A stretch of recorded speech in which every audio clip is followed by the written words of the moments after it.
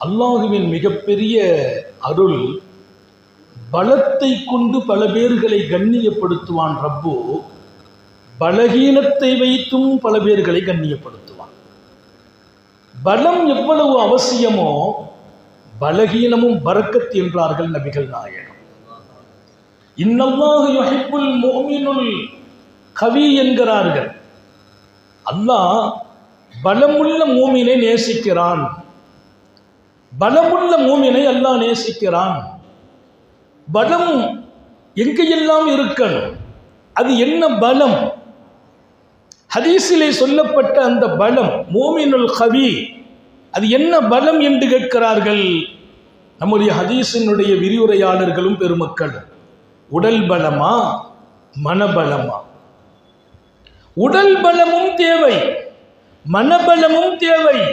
இதற்கு மேல் அவர் வாழ்க்கையில் எல்லா நிலைகளிலும் உடைந்து விடாமல் நிமிர்ந்து நிற்கிற சக்தி வாய்ந்த அவர் கொண்டிருக்கிற நம்பிக்கையின் பலம் முக்கியம் என்று எழுதுகிறார்கள். அல்லாஹ் அந்த பலத்தை நம்ம எல்லாத்துக்கும் நசீபாக்குவானாக. பலகீனமும் பாக்கியம் என்றார்கள். நாம் சொல்கிற ஒரு வார்த்தை அல்லாஹ்வை சந்தோஷப்படுத்தி விடுகிறது, ஒரு செயல் அவனை திருப்திப்படுத்தி விடுகிறது. இதா தக்கல்லமல் அப்து பிகலிமத்தின் மின் ரிஸ்வானில்லாஹ் ஸல்லல்லாஹு அலைஹி வஸல்லம் சொன்ன ஹதீஸ். அல்லாஹ்வுக்கு பொருத்தமான ஒரு வார்த்தை ஒரு மூமின் பேசி விடுகிறான். பேசுற போது திட்டமிட்டெல்லாம் பேசல, நல்லா கவனிக்கணும். இன்றைக்கு நாம் இது மாதிரியான ஒரு வாழ்க்கைக்கும் தயாராகணும். நமது ஆன்மீக பலம் மிக முக்கியம். எல்லா வகையிலும் நாம் நம்மை அழகுபடுத்துவது. ஆன்மீகத்திற்கு 1000 பொருள் இருக்குது. இங்கே நான் நேரத்தின் அருமையை கருதி ஒவ்வொரு தனி மனிதனும் தன்னை சுற்றியே அவருடைய அசைவுகள் இருக்கணும். தன்னை சரி பண்ணுவதிலும், தன்னை இறைவனோடு ஒப்படைப்பதிலும், சீரான ஒரு சூழலை அமைப்பதிலும், பரிசுத்தமான ஆன்மாவை உண்டாக்குவதிலும். ஒத்த வார்த்தை அல்லாஹ்வுடைய நெருக்கத்தை கொடுக்கிறது என்று சொல்லல ரசூல். அவரை சொர்க்கத்தில் கொண்டு உட்கார வச்சிருந்தாங்க. ஒரு அடியான் பேசுகிற ஒரு வார்த்தை கலிமத்தம் பிரிதுவானில்லாஹ், அது அல்லாஹ்வுடைய பொருத்தமான ஒரு வார்த்தை. அதுல என்ன திட்டமிட்டுலாம் அவர் பேசல. லா யுல்கி லஹா பாலன், ஹதீஸனுடைய வாசகம். லா யுல்கி லஹா பாலன், அந்த வார்த்தையை சொல்லணுங்கிற திட்டம்லாம் இல்லை. மனசுல கூட அப்படி ஒரு எண்ணமெல்லாம் ஏற்படல. கவனத்தை கூட அங்க போடாம, கல்ப வைக்காம யதார்த்தமா ஒரு வார்த்தை சொன்னார். அந்த வார்த்தை அல்லாஹ்வுக்கு திருப்தி ஆகிவிட்டது. அதை கொண்டு அல்லாஹ் அவரை எங்கோ உயர்த்துகிறான். எப்படி உயர்த்துவான்? அவரை வைத்தே உலகத்தின் காரியத்தை அல்லாஹ் நடத்துவான். அல்லாஹ் நம்ம எல்லாருக்கும் தௌஃபீக் செய்வானா. நான் பேசுகிற ஒரு வார்த்தைக்கும் இத்தனை மதிப்பு இருக்கிறது. நல்ல சொற்கள் என் நாவாக வேண்டும், நல்ல சொற்கள் என் பழக்கமாக வேண்டும். இது பயிற்சி எடுத்து வருவதில்லை. கவனமே இல்லாமல் நான் பேசினாலும் நல்ல சொல்லாக இருக்க வேண்டும். ஆன்மீகத்தின் அழகு என்றார் இமாம் கஸ்ஸாலி. ஆன்மீகத்தின் அழகு, நீ பேசும் வார்த்தைகள் எல்லாம் அழகாகணும். அழகு உண்டாக்குறதுக்குன்ற ஒரு பெரிய முயற்சிலாம் இல்லை. லா யுல்கி லஹா பாலன், மனசுல கூட அப்படி ஒரு சிந்தனை இல்லை. ஆனா நான் பேசினா அந்த வார்த்தை அழகாச்சு. லா யுஹிப்புல்லாஹுல் ஜஹர பிஸ்ஸூ மினல் கவுல், தப்பான கெட்ட வார்த்தை உன் நாவுல வந்துட்டுன்னா அல்லாஹ்வுடைய பிரியம் உனக்கு கிடைக்காம போயிடுங்க. ஒரு தப்பான வார்த்தை அல்லாஹ் பிரியப்படுறது இல்லை. நான் ரப்ப அடையணுமே, அவனை நோக்கி பயணிக்கிற இந்த பயணம். நான் ஒரு பெரிய ஆழமான ஆன்மீகத்தெல்லாம் அங்கே பேசல. என் நிகழ்வு வாழ்வும் நடக்கும் நிகழ்வுகளிலும் நான் சொல்கிற சொற்களும் எப்போதுமே அழகாகணும். ரொம்ப கவனம் வைக்கணும். சில பேர் விளையாட்டுக்கு கூட கொஞ்சம் தப்பான வார்த்தைகளை பயன்படுத்திடுவாங்க. என்னுடைய சக்திக்கு மீறி கூட அந்த தப்பான வார்த்தை வெளியாகக்கூடாது. அது ரொம்ப முக்கியம். பெருமானார் ஸல்லல்லாஹு அலைஹி வஸல்லம் உன்னை அல்லாஹ் யர்ஃபவுல்லாஹ், அல்லாஹ் உன்னை உயர்த்துவான்னாங்க. அந்த உயர்வு எவ்வளவு தூரம்? ஹதீஸ்ல கூட விளக்கம் இல்லை. உயர்த்துவான், அவ்வளவுதான். என்ன உயர்த்துவான்? தரஜாத்துன்னாங்க. அந்த தரஜாத்தை ரசூல் சொல்லும் போது பன்மையா சொல்றாங்க. பல பல பல பல படித்தரத்தை உயர்த்துவான். சூஃபிகள் சொல்வார்கள், உன்னை அவன் எங்கையெல்லாம் கொண்டு நிறுத்தினால் உன்னால் பல பேர் பயனடைவார்களோ அங்கெல்லாம் கொண்டு நிறுத்துவான். உன்னை எங்கெல்லாம் நிறுத்தினால் உன் துன்யாவும் மறுமையும் சுகமாகுமோ அங்கெல்லாம் நிறுத்துவான்.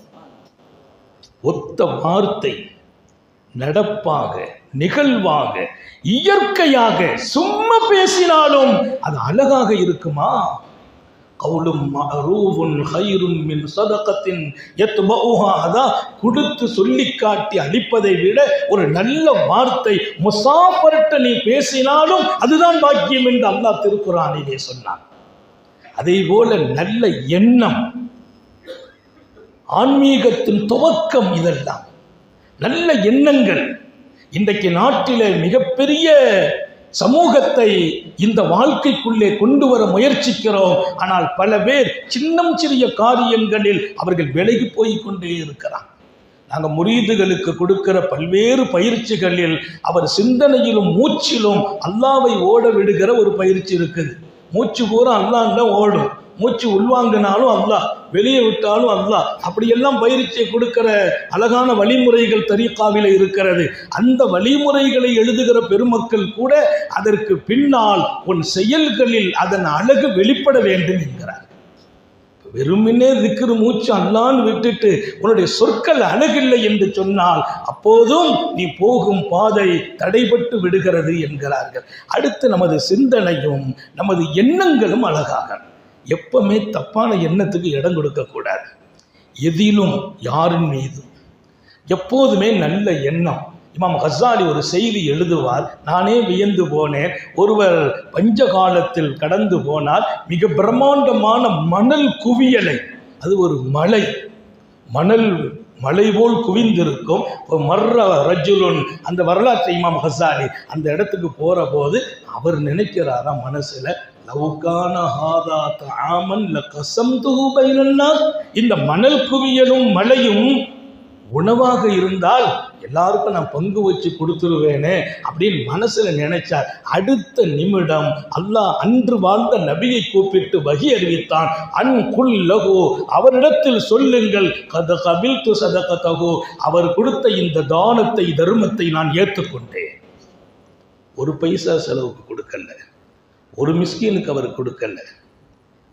அவர் உள்ளத்தில் வந்த அந்த எண்ணம், பஞ்சத்திலும் பசியிலும் மக்கள் வாடி வதங்கி போயிருக்கும் இந்த காலம், இந்த மலைகள் எல்லாம் உணவாக இருந்தால் லகஸம்துஹு பைனன்னாஸ், எல்லாருக்கும் பிரிச்சு கொடுத்துருவேன்னு நினைச்சார். அந்த எண்ணம் அந்த மலையே மண்ணையே உணவாக்கி அவர் கொடுத்ததா எழுதிட்டேன். அடுத்து சொன்னானா, அவருக்கு நான் நன்றி சொன்னதாக சொல்லுங்கள். யார் யாருக்கு நன்றி? நான் என் ரப்புக்கு நன்றி சொல்லணும். நல்ல எண்ணம் வாழ்க்கையானால் ரப்பு உங்களுக்கு நன்றி சொல்லும். இதான் ஆன்மீகம். இதற்குள் நீங்கள் வந்தால் உங்களுக்கு பாராட்டு மக்களால் மாத்திரமல்ல, காலிகால் பாராட்டு, ரப்பே பாராட்டும் இடம். அவருக்கு நான் நன்றி சொன்னேன் என்று சொல்லுங்கள். எண்ணங்கள் அழகாகணும், செயல்களும் அழகாகணும். எந்த ஒரு செயலும் 4 பேர் முகம் சுளிக்கிற மாதிரி நம்ம செய்யக்கூடாது. இது தப்புன்னுலாம் இன்னைக்கு சொல்லிக் கொடுக்க வேண்டியதெல்லாம் இல்லை. எது தப்புன்னு நமக்கு தெரியும், அதில் போய் நம்ம ஈடுபடுவதா? உங்கள் சொற்களை அழகாக்குவதை போல், எண்ணங்களை அழகாக்குவதை போல் செயல்களை அழகாக்குங்கள். சின்ன செயலும் அது அழகாகும் என்று சொன்னால் அதற்கு அல்லாஹ் கொடுக்கிற பரிசு மிகப்பெரிய. நல்ல செயல்களுக்கு அல்லாஹ்வே பரிசு என்கிறான், நானே பரிசாக மலருகிறேன் என்கிறான். எனவே நமது செயல்களுக்குள்ளாலும் சொற்களுக்குள்ளாலும் எண்ணங்களுக்குள்ளாலும் மாசுதன்மைகள் வராமல் நம்ம கவனத்தை எடுக்க வேண்டிய ஒரு விஷயம். இன்னொரு பக்கம் நம்முடைய அனைத்து செயல்களிலும் நம்ம நப்சுக்கு ஒரு பங்கு இருக்குது. பெரிய பாடம், நான் நேரம் எனக்கு தெரியும், ரொம்ப சுருக்கமான நேரத்தில் முடிச்சிருவோம். நப்சுக்கு ஒரு பங்கு இருக்குது. நப்சு பொதுவாக எதை செய்தாலும் அது முதல்ல பசி ஆற நினைக்கும். நம்ம பசி ஆறணும். நம்ம பசி ஆறுனா தான் கொஞ்சம் தெம்பாக இருக்க முடியும். நப்சு தெம்பாகணும்னா பசி ஆற நினைக்கும். நப்சு சின்ன பிள்ளையா இருக்கிறதுல இருந்து பெரிய மனுஷனா வர்ற வரைக்கும் அதுக்கு பசி இருக்கும். நான் ஒரு நல்ல செயல் செய்தாலும் அதை சமுதாயத்திற்காக அல்லாவுக்காக செய்வேன், அதில் கொஞ்சம் அது பசி ஆகும். லேசாக ஒரு புகழோ ஒரு பெருமையோ கிடைச்சிட்டுனா அது ஒரு திருப்தி பெறும். அது கிடைக்கிறதுக்கு என்ன வழின்னு தேடும். அது ரகசியமாகவும் தேடும், ஒரு வகையில் வெளிப்படையாகவும் தேடும். எல்லாருக்கும் சொல்கிறேன், நமது செயல்களுக்குள்ளால், எண்ணங்களுக்குள்ளால், சொற்களுக்குள்ளால் நடக்கிற அத்தனை அழகும் அது அப்படியே பாதுகாக்கப்பட்டு அவன் எல்லையில்லாத படித்தரங்களில் கொண்டு உங்களை நிறுத்துவேன் என்று சொன்னான் இல்லையா, அந்த இடத்துல போய் நான் நிற்பதற்கு நப்சு இடம் கொடுக்க. நப்சுக்கு ஒரு ஆசை, அது பசி தணிக்கணும். இமாம் பூஸ்ரி சொல்வார், ஒன் நப்சு கத்திஃபுல் இன் துஹ்மில்ஹு ஷப்பஅலா உப்பிர் ரவாயுவையின் தப்திமுகு என்பதுமே. உங்கள் குழந்தை பால் குடிக்கும் போது அதுக்கு பாலாசை இருக்கும், பால் ஆசை இருக்கும். 1 வயசுல 2 வயசுல 3 வயசுல 5 வயசுல பால் குடிக்கணும்ன்ற ஆசை இருந்துகிட்டே இருக்கும். அது பிள்ளை தானே, ஆசைப்படத்தானே செய்யும். இல்லை, பிள்ளைகளின் ஆசையை கட் பண்ணு. 2 வயசு தான் அல்லாஹ் சொன்னான், ஒல்வாலிதாத்து இருந்தாங்க அவளை பிள்ளைக்கு 2 வயசு தான் பால் கொடுக்கணும். அது 2 வயசுக்கு மேலே கொடுக்க வேண்டாம். அப்போ பிள்ளை நிப்பாட்டாது, அது கேட்டுக்கிட்டே இருக்கும். ஆனால் தாய் அந்த ஆசையை கட் பண்ணணும். கட் பண்ணுறதுக்கு என்ன பண்ணுவாங்க, அது மீண்டும் மீண்டும் ராத்திரி அழுகும். தன்னுடைய மார்புல ஏதாவது கசப்பான பொருளை தடவி விட்டுருவாங்க. அப்போ அந்த 2 நாள் அந்த புள்ள போய் முட்டி கடைசியில் 2வது கொடுக்க போனால் வேண்டான்னு சொல்லிடும். ஒரு கசப்பை கொடுத்து ஆசையை கட் பண்ணுறது. இமாம் பூஸ்ரி சொல்வார், உன் நப்சும் குழந்தையை போல் சிறுபிராயத்தில் பால் குடி, நீ மறக்கடிக்காவிட்டால் அது எல்லா காலத்திலும் இல்லை வாலிபமானாலும் பால் குடி ஆசையிலேயே வாலிபமாகும். வாலிபத்தில் கூட அந்த ஆசை இருக்கும். எனவே நாம் செய்கிற அழகான செயல்களும் அழகான நிகழ்வுகளும் எண்ணங்களும் வார்த்தைகளும் அதை பாதுகாக்க வேண்டிய கடமையும் ஆன்மீகத்தில் பெரிய பொறுப்பு. அது எல்லாம் செய்து இதுக்கு கொஞ்சம் பசியார இடம் கொடுத்துட்டோம் வைங்களேன், அது ஏதாவது ஒரு 4 பேருடைய நல்ல புகழும் வாழ்த்துக்களும் கிடைச்சி அதை வச்சு சமாதானம் ஆகிட்டு போயிடும். நான் எந்த உயர்ந்த தர்ஜாவுக்கு போய் உலகத்தை எனக்கு முன்மாதிரியாக மாற்றணுமோ அந்த தர்ஜாக்குள்ளெல்லாம் நுழைவடியாக ஆக்கிடும். நான் ஒரு செய்தி சொல்வேன், எல்லாரும் கவனமாக கேட்கணும். கடந்த காலத்தில் வாழ்ந்த ஒரு பேரரசர், அவருக்கு ஒரு ஆசை வந்துச்சு, பிரம்மாண்டமான ஒரு பள்ளிவாசல் கட்டணும். எப்படி கட்டணும், இன்றைய காலத்தில் எங்கும் இல்லாத ஒரு பள்ளி, அது எல்லா வகையிலும் பிரம்மாண்டம், கட்டிடக்கலையால் பிரம்மாண்டமான பெரும் பள்ளியால் எங்க போனாலும் இந்த பள்ளியை பற்றி பேசப்பட ரொம்ப பெரிய ஃபிக்கரும் சிந்தனையும் திட்டமிட்டார், ஏற்பாடு செய்தார். தன் அமைச்சரை கூப்பிட்டு சொன்னார், அவர் பெரிய பள்ளி கட்டணும். அவர் உடனே சொன்னார், மண்பனா லில்லாஹி பைத்தன் வனல்லாஹு லஹு பைத்தன் பில் ஜன்னா. அல்லாஹ்வுக்காக ஒரு வீடு கட்டுனா அல்லாஹ் உங்களுக்கு ஒரு மாளிகையை கட்டுவான். ஒரு ஹதீஸ் அப்படி வரும், வனல்லாஹு லஹு கஸ்ரன் பில் ஜன்னான்னு வருது. அல்லாஹ் ஒரு மாளிகையை கட்டிடுவான். அல்லாஹ் நம்ம ஹயாத்தில் அவனுக்காக ஒரு மஸ்ஜித் கட்ட தௌஃபீக் செய்வானா. நான் அல்லாஹ்ட்ட கேட்டுக்கிட்டே இருக்கேன், அந்த வாய்ப்பு ஒன்று கொடுத்துரு, அதை வச்சாவது சோனத்தில் ஒரு மாளிகை கிடைக்கணுமே. அது ரசூலுடைய ஹதீஸ். பெருமானார் சின்ன குருவி கூட இருந்தாலும் பரவாயில்லப்பா கட்டுனாங்க. அவர் சொன்ன பிரம்மாண்டமான மஸ்ஜித் கட்டணும். இந்த மண்ணில் வாழ்ந்த பேரரசர்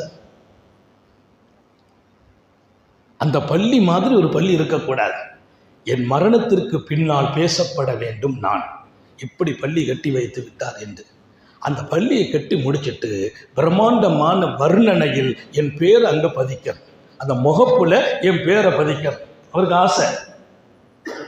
அமைச்சர் ஏற்பாடு பண்ணார்.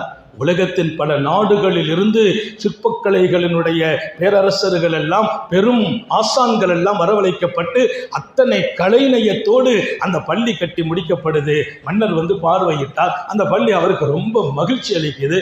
தன் துணைவியாரிடத்தில் வந்து சொல்றார், மறுநாள் ஏற்பாடு என்ன, அங்கே பேரை பதிக்கணும். அவர் பேர் அழகாக கல்வெட்டில் பதிச்சு மேலே தூக்கிட்டாங்கன்னு அவர் வந்து அதை பார்க்கிறார். பார்த்துட்டு ஆஹா ஆஹா, எல்லா புகழும் இறைவனுக்கு, இந்த பேர் கியாமத் வரைக்கும் இருக்கும், உலகத்தில் மக்களால் நான் மதிக்கப்படுவேன்னு சொல்லிட்டார்.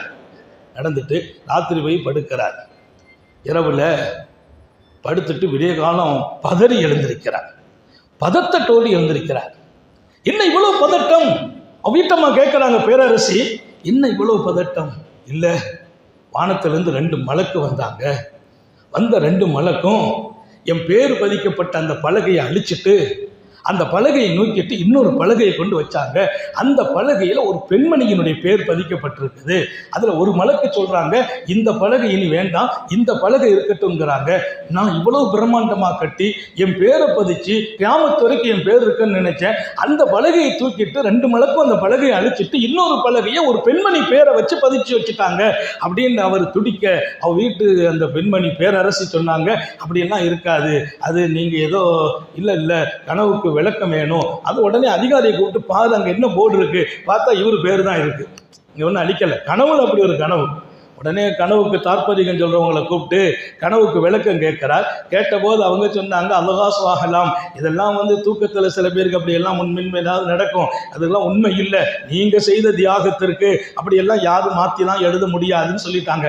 2வது நாள் படுக்கிறார். 2வது நாள் அதே கனவு, 2 மலக்கு அப்ப அவர் சொன்னார், அந்த பெண்மணி பேர் என்னன்னு கேட்டாங்க. எனக்கு தெரியல, பதட்டத்தில் இருந்தேன். இன்னைக்கு ராத்திரி அதே கனவு வந்துச்சு, அப்பவும் அவர் கவனிக்கல. 3வது நாள் காலையில் எழுந்திருச்சு சத்தம் போட்டுக்கிறார். மனைவி கேட்டாங்க, அதுல என்ன பேர் இருந்துச்சு? உம்முல் ஹைர் என்று இருக்குது. உம்முல் ஹைர் அப்படின்னு அதில் பலகையில பேரு.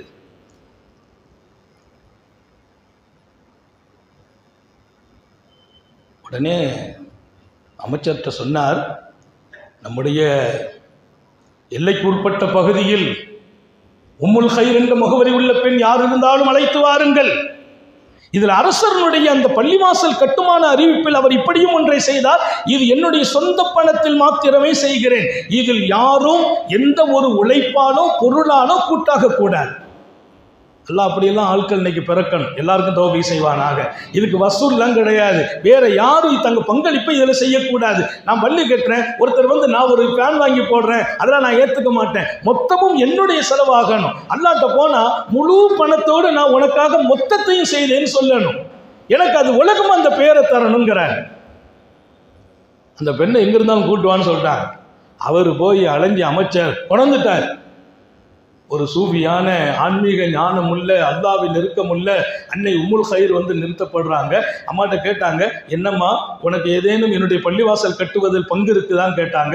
பேரரசே மன்னிக்கணும், எப்படி உங்களுடைய அறிவிப்பு இருந்ததே, இதில் யாரும் கூட்டாக கூடாது என்று அரச சட்டத்தை மீறியா இந்த முதுமையில் நான் செயல்பட போகிறேன், அப்படியெல்லாம் எந்த பங்கும் என்னால் இல்லை, இல்லை அல்லாஹ்வுக்காக கேட்கிறேன், நீ மறைக்காமல் சொல்ல வேண்டும் என்றார். அவர் சொன்னா, அல்லாஹ்வுக்காக சொல்கிறேன், எந்த ஒரு வேளையும் அதில் நான் செய்யவில்லை, என்னால் ஒரு காசும் அங்கே விழவில்லை என்றார். மீண்டும் கேட்டார். அந்த அம்மா சொல்லிட்டு இல்லை இல்லா சொல்லிட்டு லா, அப்புறம் இல்லான்னாங்க, ஒன்னும் என் பங்களிப்பு இல்லை இல்லா அப்படின்னாங்க. அவர் உடனே கேட்டார், இல்லா அப்படின்னா என்ன இது என்றாலும் அப்படின்னு ஒரு விளக்கத்துக்கு வர்றாங்க. அது என்னம்மா அதுக்கு பின்னால என்ன இருக்குதுன்னு கேட்டார். இல்லை அரசே, ஒரு நாள் நான் வந்தேன், வரும்போது பிரம்மாண்டமான இந்த கட்டிட வேலை நடக்கும்போது அந்த கட்டிடத்துக்காக அழகிய கற்களை தேவையான மரங்களை சுமந்து வந்த உங்களுடைய அந்த கட்டிடத்தை உருவாக்குவதற்கு வேலையில் ஈடுபட்டிருந்த வாகனம் கட்டப்பட்டிருந்தது. அந்த வாகனம் தண்ணீருக்காக நாக்க நீட்டுது, துடிக்குது, பக்கத்தில் வாளியில் தண்ணி இருக்குது, அந்த வாளி கிட்ட அது வர முடியல, அது தூரமாக கட்டப்பட்டிருக்குது, வாளியை இழுக்க முடியல, அந்த தண்ணியை நோக்கி தன்னுடைய வாயை கொண்டு வந்துச்சு, அதால் அந்த வாயை உள்ள வைக்க முடியல, கட்டு கொஞ்சம் இறுக்கமாகவும் தூரமாகவும் இருந்ததாலே உடனே எனக்கு மனசு கேட்கல, அல்லாஹ்வுடைய மஸ்ஜிதை கட்டுறாங்க, அதுக்காக கல்லையும் இவ்வளவு பிரம்மாண்டமான மரங்களையும் சுமந்து வந்திருக்குது, அதனுடைய தாகத்தை தணிப்பதற்கு நம்ம தான் ஒன்றும் செய்ய முடியல, இருக்கிற வாளியை பக்கத்தில் வைப்போம், அந்த வாளியை தூக்கி பக்கத்தில் வச்சேன், அவ்வளவுதான் நான் செய்தது. இந்த வாளியை தூக்கி பக்கத்தில் வச்சேன், இந்த வாகனம் தண்ணி குடிச்சிச்சு, அதை தவிர நான் வேற ஒன்றும் செய்யல. அவர் சொன்னார், என் பெயரை அழித்து விடுங்கள், உம்முல் ஹைர் பெயரை எழுதுங்கள். அரசு சொல்றார், அங்கு ஏற்கனவே எழுதப்பட்டது யாருடைய பேர்? நூருத்தீன் சங்கி, அண்ணல் நூருத்தீன் சங்கி, பேரரசர் நூருத்தீன் சங்கி, அவர் பெயர் எழுதப்பட்டிருக்கிறது. அந்த பெயரை அழித்து விடுங்கள், உம்முல் ஹைர் என்று எழுதுங்கள். அவங்க மனைவி கேட்கிறாங்க, ஏன்? அங்கதான் மலக்குகள் வந்தாங்க நீங்க, ஆனா அங்க கட்டிடத்தில் உங்க பேர் தான் இருக்குது. இல்லை, நான் இவ்வளவு காசுகளை கொட்டினேன், இவ்வளவு பிரம்மாண்டமான ஏற்பாடுகளை செய்தேன், என்னுடைய மொத்த உழைப்பும் இந்த மஸ்ஜிதுக்காக, ஆனால் அதில் நாளை எல்லாரும் இவ்வளவு பெரிய பள்ளி இவர் கட்டி கொடுத்துட்டாரே என்று சொல்லணுங்கிற அப்படி ஒரு எண்ணம் என்னோடு மலர்ந்தது. அந்த அம்மா ஒரு சொட்டு தண்ணியை வாகனத்துக்கு கொடுத்தாங்க. அல்லாவின் பள்ளிக்கு வந்த வாகனம் தாகத்தால் துடிக்குது என்று ஹாலிசல்லி வஜிஹில்லா, அல்லாவுக்காகவே கொடுத்தார்கள். அதை அல்லாஹ் கபூல் செய்து விட்டான். இந்த நூருத்தீன் சங்கியை அல்லாஹ் ஓரம் கட்டி விட்டான். ஆயிரம் ஆயிரம் தியாகங்களோடு அழகிய சொற்களும் சிறந்த வாழ்க்கையும் தூய எண்ணங்களும் ஷைஹ்மார்களால் முரீதுகளுக்கு தரப்பட்ட பின்னால் அதில் நீங்கள் பெருமை காணுவீர்கள் என்றால், அதில் முகஸ்துதியை எதிர்பார்ப்பீர்கள் என்றால், அதில் கொஞ்சம் உங்கள் நஃப்ஸுக்கு உணவளித்து விடுவீர்கள் என்றால், அது பசியாறி விடும் என்று சொன்னால், நீங்கள் போய் சேர வேண்டிய இலக்கை தொட முடியாமல் போகிவிடுமே என்று கவலைப்படுகிறோம். நூருத்தீன் சங்கி சொல்கிறார், அவர் ஒரு பேரரசர். அந்த மஸ்ஜிதின் பெயரை உம்முல் ஹைராக மாற்றுங்கள். இன்னைக்கும் ஷாமில் அந்த பள்ளி இருக்குது, நூருத்தீன் சங்கியின் பெயரால் இருக்குது. அந்த பள்ளி மஹமூது நூரி என்ற அந்த பள்ளி இன்னும் பெயரோடு புலியோடு இருக்கிறது. ஆனால் அவர் அன்றைய தினம் அந்த பெயரை மாற்றிவிட்டு உலகத்திற்கு அறிவித்தார், நான் 1000 தியாகம், ஒரு காசு கூட யாரிடத்திலும் வாங்கவில்லை. எனக்கு ஒரு எண்ணம் இருந்தது, இதற்கு பின்னால் இந்த உலகம் நான் கட்டி கொடுத்தேன் என்று பாராட்ட வேண்டும் ஒரு எண்ணம் இருந்தது. அந்த எண்ணத்தால் இத்தனை பிரம்மாண்டமான மஸ்ஜிதை அல்லாஹ்வுக்காக கட்டி கொடுக்கும் அந்த நேரத்திலும் அந்த எண்ணம் என்னை கவிழ்த்து விட்டது. அல்லாஹ் மலக்க வச்சு அழுத்தி காட்டினான் என்றார். அவர் கொஞ்சம் மார்க்க தொடர்பில் வளர்ந்தவர், அவர் பெரிய ஞானி என்று வரலாறு எழுதுகிறது. அத்தனை பெரிய மார்க்க தொடர்பில் இருந்தவர் இந்த ஒரு எண்ணத்தால் எங்கோ அல்லாஹுவின் பார்வையில் தூரமாகிறார். ரொம்ப கவனம் இருக்கட்டும். அடுத்து ஒரு செய்தியையும் சொல்லி நான் நிறைவுக்கு வருகிறேன்.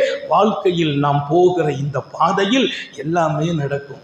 அல்லாஹ்வுடைய ஒரு பெரிய சுன்னத்து என்னன்னா, அப்பப்போ நம்ம கொஞ்சம் உயர்த்தி வைப்பான், கொஞ்சம் இறக்கி பார்ப்பான், கொஞ்சம் கொடுத்து பார்ப்பான், கொஞ்சம் எடுத்து பார்ப்பான், கொஞ்ச நேரத்தில் சந்தோஷமாக்குவான், கொஞ்ச நேரம் சோகமாக்குவான். அது அவன் சுன்னத்து. எல்லாருக்கும் சொல்கிறேன், உங்களுக்கு மாத்திரம் அல்ல, இனி கேட்க இருக்கிற லட்சம் மக்களுக்கு சொல்கிறேன். கொஞ்சம் மேல தூக்குவான் அல்லாஹ், அப்புறம் கொஞ்சம் இறக்குவான், கொடுப்பான், எடுப்பான், மகிழ்விப்பான். கொஞ்சம் சோதனையில் கொஞ்சம் வாடவும் வைப்பான். மகிழ்வித்தவன் தான் வாட வைப்பான், கொடுத்தவன் தான் எடுத்தான், எடுத்தவன் தான் கொடுப்பான். மேலே தூக்கி பார்ப்பான், கொஞ்சம் கீழே இறக்கி பார்ப்பான். 4 பேர் நம்மை ஆகான்னு சொல்லுவாங்க, அப்புறம் நம்மளை கண்டா கண்டுகிடாம போவாங்க. இது எல்லாம் மக்கள் மீது வருத்தப்படுவதா? நான் எதனால் பெருமை அடைந்தேன் என்று அதன் பக்கம் கவனத்தை திருப்புவதா? நன்கு ஞாபகம் வையுங்கள், இது எல்லாத்தையும் அவன் செய்கிற ஒரு சுன்னத்து இருக்குது.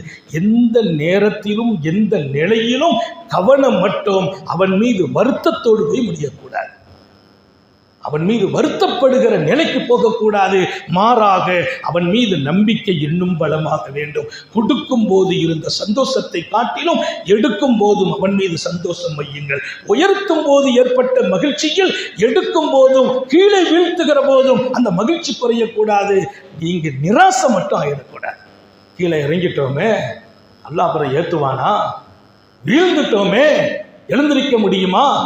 நல்ல ஞாபகம் வையுங்கள், யாரையும் நிரந்தரமாக அவன் வீழ்த்துவதில்லை, யாரையும் நிரந்தரமாக மேலே வைப்பதும் இல்லை, யாருக்கும் நிரந்தரமாக கொடுத்து அழகு பார்ப்பது மாத்திரம் இல்லை, எல்லோரையும் எப்போதுமே அவன் ஏழையாக வாழ வைப்பதும் இல்லை. ஏழையாகத்தான் வாழ்ந்தீர்கள், பணக்காரராக ஆக்குனானே அல்லாஹ். யாரை? உத்தம நபியை. உலக பணக்காரர்களில் ஒருவர் முஹம்மது ரசூலுல்லாஹ். எப்படி ஏழை? 3 நாள் சாப்பிடல. பெருமானார் அபூ ஹுரைரா பார்க்க வர்றாங்க, செய்தனா பிலால் ஒரு கட்டத்தில் பார்க்க வர்றாங்க. ஸல்லல்லாஹு அலைஹி வஸல்லம் உட்கார்ந்து இருக்கிறாங்க. பிலால் பெருமானாட்ட அஸ்ஸலாமு அலைக்கும் சொன்னா பதில் வரல. அப்புறம் தான் பார்க்குறாங்க ரசூலுல்லாஹ் உட்கார்ந்து தொழுதுட்டு இருக்கிறாங்க. என்னடா நின்று தொழுதா உள்ள சிறப்பை விளக்கிய ரசூல் ஸல்லல்லாஹு அலைஹி வஸல்லம் உட்கார்ந்து தொழுகிறாங்களே, உட்கார்ந்து தொழுதா பாதி நன்மை தானே அப்படிங்கிறதுனால செய்தனா பிலால் ரொம்ப நேரம் காத்திருக்கிறாங்க. தொழுக முடிஞ்சிச்சு. யா ரசூலல்லாஹ் தாங்களுமா உட்கார்ந்து? இல்லையா பிலால், ஜூயா பிலால், பசி அதிகமாக இருந்துச்சு, நிற்க முடியல, உட்கார்ந்து. பசி கூட நிற்க முடியல. யார்? முஹம்மது ரசூலுல்லாஹ். அவங்களால ஏன் நிற்க முடியாம போகும்? 100 சொர்க்க வாலிபர்களின் சக்தி எனக்கு உண்டுன்னாங்க. 100 சொர்க்க வாலிபரின் சக்தி. அவங்களால நிற்க முடியும், உட்கார முடியும், எல்லாம் முடியும். உங்களுக்கும் எனக்கும் பாடம். என்னையும் பசியாக்கினான் அல்லாஹ். எப்படி பசி? நிற்க முடியாத இடத்தில் பசியாக்கினான். இப்படி ஏழை, இப்படி பசி, ஆயிலன் வாகுனா பெண்ணும் பெரிய பணக்காரராக ஆக்கினோம். அவன் ஒரு சுன்னத்து. எல்லாருக்கும் சொல்றேன், கீழே விழுந்துட்டோம் முடிஞ்சு போச்சு நினைக்காதீங்க, மேல உட்கார வைப்பான். கடனாளியா போயிட்டோம், இனி அவ்வளவுதான், நம்ம பிள்ளைங்க எதிர்காலம் என்ன? குடுக்கும் இடத்தில் வாழ வைப்பான். லா தைஅஸு மின் ரௌஹில்லாஹ் இன்னஹு லா யஅஸு மின் ரௌஹில்லாஹ் இல்லல் கௌமுல் காஃபிரூன். உங்களை தவிர யாருக்கும் அந்த நிலை இல்லை. நிராகரிப்பவர்களாக ஆகிவிடாதீர்கள். அல்லாஹ்விடத்தில் இருப்பதை கேட்பதிலே நிராசை எதற்கு? அவனுக்கு பிடிக்காத ஒன்று நிராசையாகிறது. அவனுக்கு பிடிக்காத ஒன்று நிராசையாகிறது. இதை நான் எல்லோருக்குமாக, உங்களுக்கும் எனக்கும், உலமாக்கள், மகான்கள், சூஃபிகள் எல்லாத்தையும் போய் நம்ம படித்த பாடம் எல்லாத்தையும் இருந்து நீங்களும் படிக்கணும். வாழ்க்கையில் எப்பவுமே அல்லாஹ் மேல மட்டும் நிராசை, நம்பிக்கை இழக்கக்கூடாது. நிறைவாக சொல்வேன், கலீமுல்லா மூசா அலைஹிஸ்ஸலாம் இடத்தில் ஒரு பெண்மணி வந்தவங்க சொன்னாங்க, மூசா கலீமுல்லா எனக்கு பிள்ளை இல்லை, துஆ செய்யுங்க. நம்பிக்கை இருக்குது, நீங்க கேட்டா அல்லாஹ் கொடுத்துருவான். சரிம்மா துஆ செய்கிறேன். அல்லாஹ்ட்ட கேட்டாங்க. ரப்புல் ஆலமீன் அல்லாஹ் சொன்னா, மூசா இன்னி கத்தப்துல்லஹா கிமா, அந்த அம்மாவுக்கு குழந்தை பெற சக்தி இல்லாத மலடி என்று எழுதிவிட்டேன். மலட்டு தன்மை நான் எழுதி வச்சிருக்கேன். அது அல்லாஹ்வுடைய விருப்பம். சில பேருக்கு குழந்தையை கொடுத்து சோதிப்பான், சில பேருக்கு எடுத்து சோதிப்பான், சில பேருக்கு கொடுக்காம சோதிப்பான், சில பேருக்கு ஆணை கொடுத்து சில பேருக்கு பெண்ணை கொடுப்பான். எல்லாமே என் சோதனை. ஹலக்கல் மௌத்தவல் ஹயாத்தல் எவ்வளவுக்கும், வாழ்க்கையும் மரணமும் சோதனைக்குங்கிறான் அல்லாஹ். அதெல்லாம் பெரிய பெரிய விளக்கம். இங்கே குழந்தையை கொடுக்கல அல்லாஹ், நீங்க கேட்டா தருவான்னாங்க. அவங்க அல்லாஹ்ட்ட கேட்டாங்க. அல்லாஹ் சொன்னா அவங்க மலடி ஆகுவாங்க, அவங்கள்ட்ட குழந்தை பெற தன்மை இல்லை, அது மருத்துவத்தாலாம் கொடுக்க முடியாதுன்னு எழுதி வச்சுட்டேன். உடனே மூசா நபி அந்த அம்மாவை கூப்பிட்டு, இல்லைம்மா உனக்கு குழந்தை நசீப் இல்லை, அல்லாஹ் சொல்லிட்டான். போயிட்டாங்க. மீண்டும் கொஞ்ச நாள் கழிச்சு வந்தாங்க, துஆ செய்யுங்க.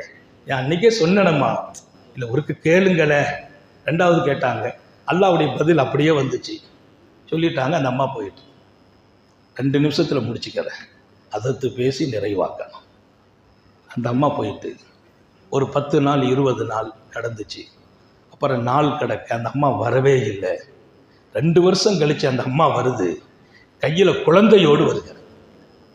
2 வருஷம் கழிச்சு கலீமுல்லா மூசாவின் தர்பாருக்கு அந்த அம்மா கையில் குழந்தையோடு. அம்மா கேட்டாங்க, நபி என்ன குழந்தைமா? யாரு குழந்தை? என் புள்ள எனக்கு பிறந்துச்சு. உனக்கா? 2 தடவை அல்லாஹ்ட்ட கேட்டேன், உனக்கு பிள்ளை பிறக்காதுன்னு அல்லாஹ் சொன்னானே. அப்போ அந்த அம்மா நம்மளை என்ன நினைக்கும்? அல்லாஹ்ட்ட மீண்டும் கேட்டாங்க, யா அல்லாஹ் எப்படி? ஒன்றும் இல்லை மூசா, மலடின்னு தான் எழுதி வச்சிருந்தேன். நீங்கள் 2வது இல்லைன்னு சொன்ன போது அந்த அம்மா வந்து அழுதாங்க, கெஞ்சினாங்க. ஃபஸ்தஜபது இஸ்திஹ்யாஅம் மின் புகாயிஹா. இந்த வார்த்தையை நான் ரொம்ப கவர்ந்தேன். அந்த அம்மா அழுது என்னிடத்துல கெஞ்சின போது அந்த அழுகையில நான் வெக்கப்பட்டு துஆவை கபூல் செய்துட்டேன். கொடுக்கணும்னு முடிவுக்கு வந்துட்டேன். என் விதியில எழுதி இருக்கேன் கொடுக்கலன்னு. விதி எப்ப எழுதப்படுது? தாயின் கருவறையில் இருக்கிற போது அன்னலார் சொல்வார்கள், அஜலுகு அமலுகு அசருகு ரிசுகுகு. உன் இரணம் எழுதப்படும், மரணம் எழுதப்படும், உன் இரணம் எழுதப்படும், மரணம் எழுதப்படும். மாத்திரமல்ல, என்ன செய்வாய் என்று எழுதப்படும். நீ நல்லவனாக கெட்டவனாக மரணிப்பதும் எழுதப்படும். நல்லவனா கெட்டவனா, இது தாய் கருவறையிலே எழுதப்படுது. அல்லாஹ் சொல்றான். அந்த அம்மா அழுதாங்க. இஸ்திஹ்யான் ஒபி ரிவாயத்தன் அல்லாஹ் சொன்னார், ஹயா அன் மின் புகாயா. அவங்க அழுகையை பார்த்து நானே வெக்கப்பட்டு கொடுத்துட்டேன். எப்படி ரப்பு? விதியை புரட்டி மாத்தி கொடுக்கிற ரப்பு இல்லையா? இல்ல, அந்த அம்மாவுக்கு இல்ல. 2 தடவை கலீமுல்லா மூசா அலைஹிஸ்ஸலாம் கேட்ட போது அவங்க மலடிமா அப்படின்னு சொன்ன அல்லாஹ். அந்த அம்மா அழுதாங்க, என்னால தாங்க முடியல. அதனால மலட்டுத்தன்மையை கூட தூக்கி வீசிட்டு மருத்துவ சக்திக்கு அப்பாற்பட்டது அல்லாஹ் கொடுக்கிற சக்தி. நம்புங்கள், கேளுங்கள், தட்டுங்கள், திறக்கப்படும். அவன்கிட்ட மட்டும் நிராசையாயிடாதீங்க, கோவப்படாதீங்க. கேட்டுட்டனே கிடைக்கலையே, அது உன் பலகீனம். கேட்டுக்கிட்டே இருக்கணும், கொடுத்துக்கிட்டே இருப்பான். இன்னல்லாஹ் யன்சுரு ஹாதிஹில் உம்மா பிலைஃபிஹா, அல்லாஹ் இந்த உம்மத்துக்கு உதவி செய்வான், உம்மத்தின் பலகீனமானவர்களை கொண்டு உதவி செய்வான். அதனால தான் நான் சொன்னேன், உங்கள் பலகீனமும் பாக்கியம். எங்கள் உம்மா வயசானவங்க இருக்காங்களா, அல்லாஹ் சொல்லுவான் உங்கள் வீட்டில் ரிசுக்கை கொட்டுவான். யாரும் அவனு உழைக்கலையே, உங்கள் உம்மா இருக்கிறாங்கல்ல வயசானவங்க, அவங்களுடைய பரக்கத்தினால உனக்கு கொடுத்தங்கிறான்ல. நம்ம வீட்டின் வாசல்களின் கதவுகள் திறக்கப்படுவதற்கு நம்முடைய வீட்டில் இருக்கிற பலகீனமானவர்களையும் அல்லாஹ் காரணமாக்குவான். நம்பிக்கை இழக்காத ஒரு வாழ்க்கையும் தேவை. எனவே அழகான செயல்களோடு, அழகான சொற்களோடு, அழகான எண்ணங்களோடு வாழ்க்கையின் ஒவ்வொரு அம்சங்களையும் துவக்குவோம், செயல்படுவோம். அதில் பசியார இடம் கொடுக்காதீர்கள் உங்கள் நப்சுக்கு. நப்சு பசியாறினால் நீங்கள் எடுக்க வேண்டிய இடத்தை, அடைய வேண்டிய இலக்கை அடைய முடியாமல் தடுக்கும் மாபெரிய சக்தி உங்கள் நப்சுக்கு இருக்கிறது. அது பசியாறி விடக்கூடாது. அதில்தான் சூஃபிகளும் ஷேகுமார்களும் நப்சை அடக்குகிற பாடத்தை அதிகமாக முரீதுகளுக்கு சொல்லி தருவது. அந்த பாடத்தையும் நீங்கள் பெற வேண்டும். வாழ்க்கையில் அப்பப்போ நம்ம ஷேகுக்கு பின்னால் பையத்தானாலும் முரீதானாலும் உலமாக்களாக மாறினாலும் நம்ம வாழ்க்கையில் அல்லாஹ்வுடைய தொடர்புல போனாலும் அவன் சோதிக்கிறது அவன் சுன்னத்து. உயர்த்துவான், தாழ்த்துவான், கொடுப்பான், எடுப்பான். என்ன நான் தொழுதனை என்னை போட்டு இவ்வளவு கஷ்டப்படுத்துறான்னு நினைக்காதீங்க. இன்னைக்கு கொடுக்கிற கஷ்டத்துக்கு பின்னால் நாளைக்கு கொடுக்கிற செழிப்பு இருக்கு பாருங்க, நீ கற்பனை பண்ண முடியாத செழிப்பாக இருக்கும். எல்லாம் அல்ல அல்லாஹ் அழகான நம்பிக்கையோடு நமது வாழ்க்கை பயணத்தை ரொம்பவே அழகுபடுத்தி வைப்பானாக, உயர்த்தி வைப்பானாக. இந்த வாழ்க்கையில் நாம் ஜெயிக்க வேண்டும், தௌஃபீக் செய்வானாக. அவன் கொடுத்த எல்லா நிலைகளிலும் அவன் யாரை எப்படி வைத்து அழகு பார்க்க விரும்புவானோ நம்மையும் அப்படி வாழ வைத்து அழகு பார்ப்பானாக.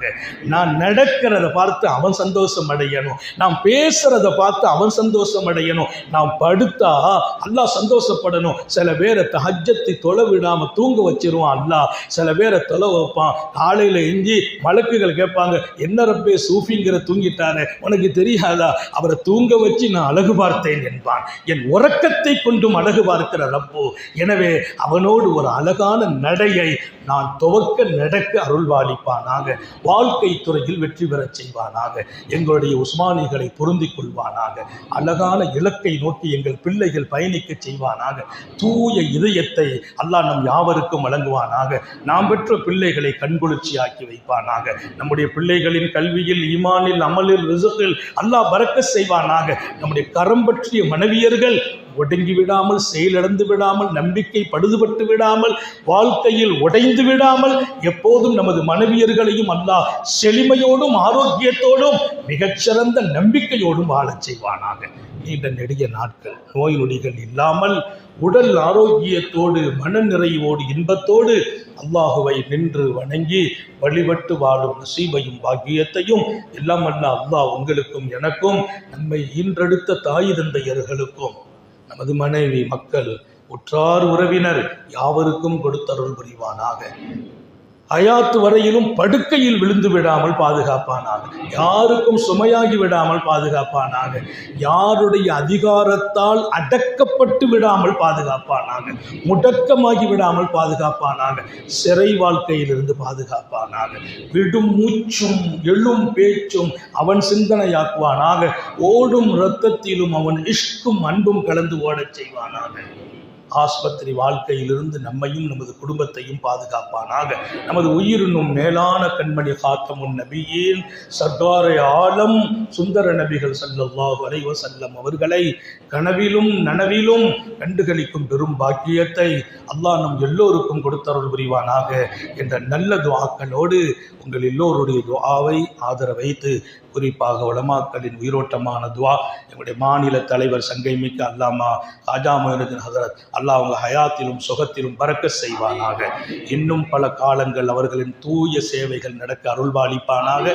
இங்கே மாவட்ட ஜமாத் உலமா தலைவர் அவர்களுக்கும், எங்களுடைய உஸ்மானி பேரவைகளின் தலைவர், செயலாளர், பொருளாளர், துணை பொறுப்பாளர்கள், குறிப்பாக சென்னை பட்டணத்தில் இருந்து இவ்வளவு பெரிய சேவையை ரொம்ப அமைதியோடும் அடக்கத்தோடும் செய்து கொண்டிருக்கிற எங்கள் அன்பு பிள்ளைகளுக்கு அல்லாஹ் எல்லா நற்பாக்கியங்களையும் இரு உலகத்திலும் வழங்குவானாக. வாஹிரு தாவானா அல்ஹம்துலில்லாஹி ரப்பில் ஆலமீன். அஸ்ஸலாமு அலைக்கும் வரஹ்மத்துல்லாஹி வபரகாத்துஹு. தொகுத்து வழங்குகிற காஜா ஹுசைன் ஹதரத் அவர்களுக்கும் அல்லாஹ் எல்லா ஹைரையும் வழங்குவானாக. அடக்கம், பணிவு, இது எல்லாம் அல்லாஹ் மொத்தமாக கொடுத்ததால் அவர் இப்போதும் எல்லாருக்கும் எல்லா விஷயத்திலையும் ஒரு பேச்சாளர் வரும்போது அவருடைய பற்றி அழகான விளக்கம், முடித்த போது அவர் பேச்சை பற்றி விளக்கம். இப்படிலாம் நான் இதுவரைக்கும் ஒரு தொகுப்பு கேட்டதில்லை. இல்லை குறைக்கு இல்லை, நிறைவாக சொல்கிறேன். வரும்போது அவரை பற்றி வர்ணனை, முடிச்ச போது அவர் பேச்சை பற்றி வர்ணனை. ஒரு ஆற்றல் இல்லாமல் வெளியாகாது இல்லை. ஆற்றல் மிக்கவருக்கு இன்னும் பலப்படுத்துவானாக. அஸ்ஸலாமு அலைக்கும் வரஹ்மத்துல்லாஹி வபரகாத்துஹு.